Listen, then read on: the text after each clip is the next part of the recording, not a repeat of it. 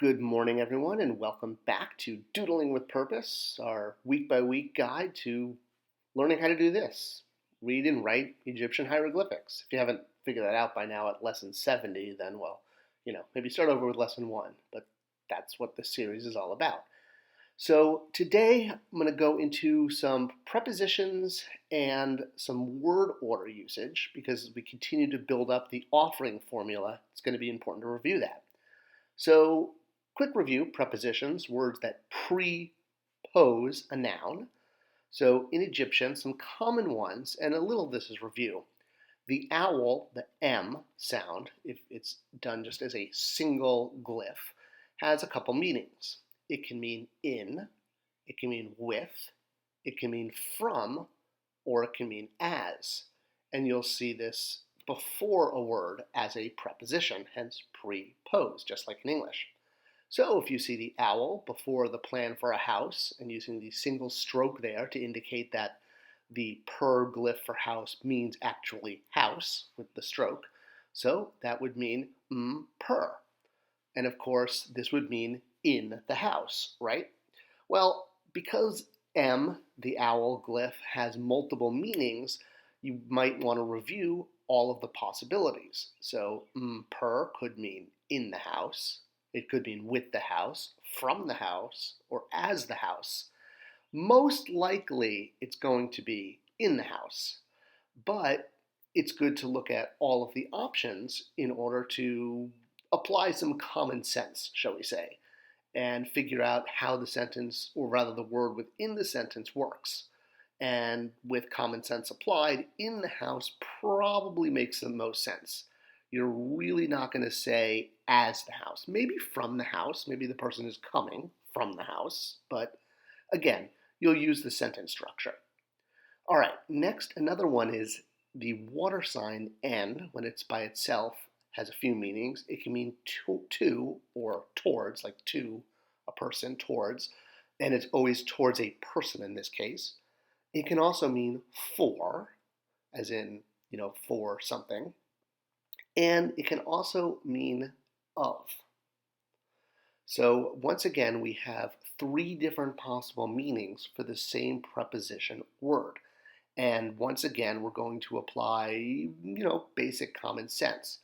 So looking at this glyph, if you remember, this is the glyph Ka, K-A. We learned this quite a few lessons ago. It's 2 arms raised up in the air as if you're shouting, yay! So Ka means spirit.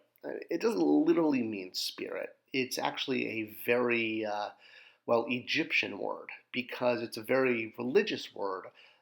Ka, it's a sense of the person's energy, their being, its power, its life. It's an energy field created by all living creatures. It surrounds us, it penetrates us, it binds the universe together. So yes, you could think of Ka as the force.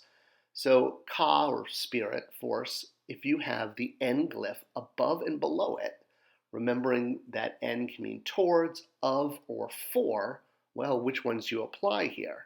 You have multiple options, and you have multiple uses of the N preposition, water glyph. So in this case, the N glyph, Ka, followed by another N glyph, is actually an extremely common phrase. It shows up a lot. It's for the Ka of. The first N being for, the second N being of, and there are no words in Egyptian for the or a. We don't have articles in Egyptian. So this is a common phrase that shows up a lot and is just kind of one to memorize. When you see N, Ka, N, that's what it means. All right, another one, R, the mouth glyph. So R can mean mouth if it has a stroke, but if it doesn't have a stroke, it can mean to, towards a place, or at. So if we put the glyph for a temple with a stroke, meaning that glyph means a temple, we can be towards the temple or at the temple. And in this case, both of those kind of make sense. You can be at the temple or you can go towards the temple. So in this case, we're going to want to use context clues. Look at the rest of the sentence and figure out how it makes the most sense. That's why hieroglyphs are a little, up for interpretation. Another common one is in, I and N. So this will mean by, meaning by someone. So in the S glyph with the stroke, meaning a man, so by a man, or it could mean by the man.